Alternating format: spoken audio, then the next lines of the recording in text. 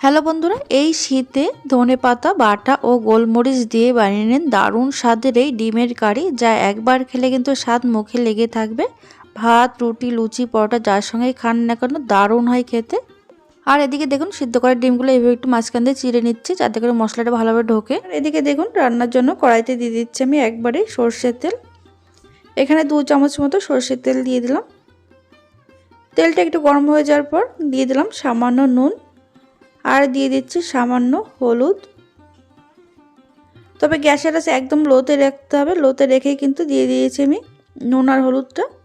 তারপরে সিদ্ধ করে রাখা ডিমটা দিয়ে দিতে হবে। এবার লো টু মিডিয়াম আছে ডিমগুলো কিন্তু ভেজে নিচ্ছি আমি।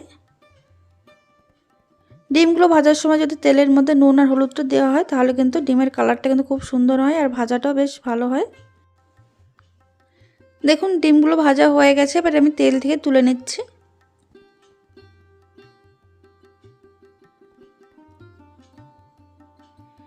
এবার ওই তেলের মধ্যে দিয়ে দেবো আমি হাফ টি স্পুন গোটা জিরে।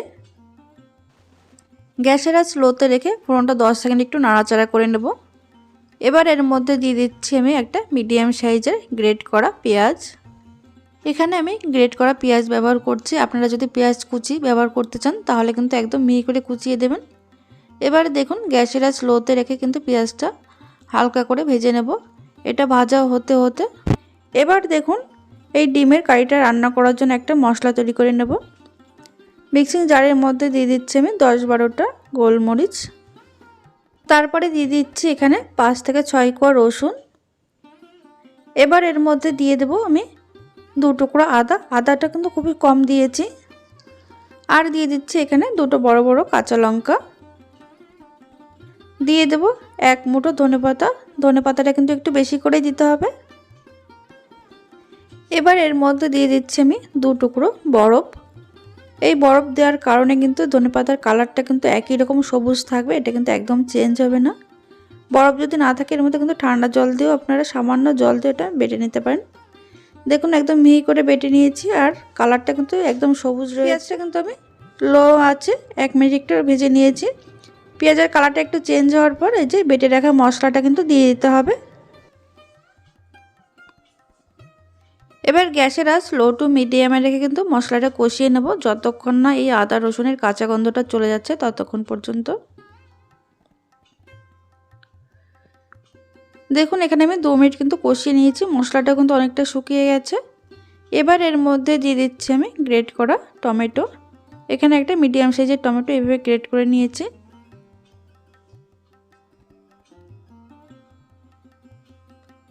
দেখুন কিছুক্ষণ নাড়াচাড়া করে নেওয়ার পর এর মধ্যে দিয়ে দিচ্ছি আমি হাফ টি স্পুন জিরের গুঁড়ো আর কালারের জন্য দিয়ে দিলাম হাফ টি স্পুন মতো কাশ্মীর লাল লঙ্কার গুঁড়ো।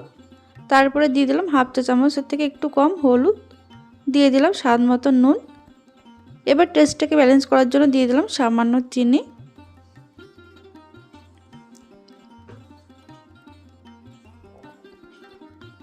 এবার লো আছে মশলা কিছুক্ষণ কষিয়ে নিতে হবে।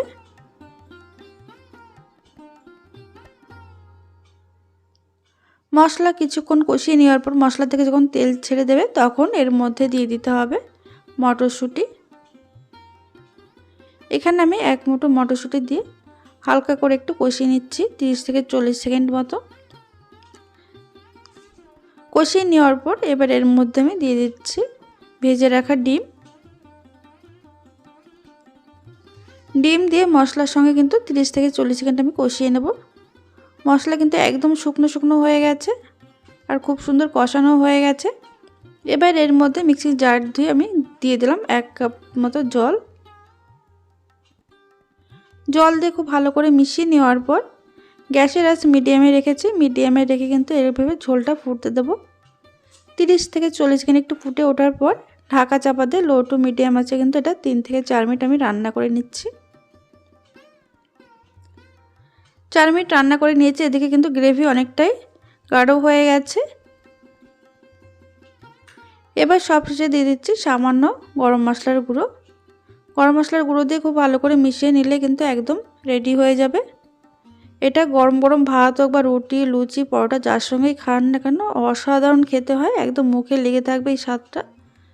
তাহলে বন্ধুরা আজকের এই ডিমের রেসিপি যদি ভালো লেগে থাকে তাহলে লাইক কমেন্ট শেয়ার করতে ভুলবেন না, আর চ্যানেলটিকে সাবস্ক্রাইব করে পাশে থাকবেন, আর আপনারা প্রচুর শেয়ার করে দেবেন।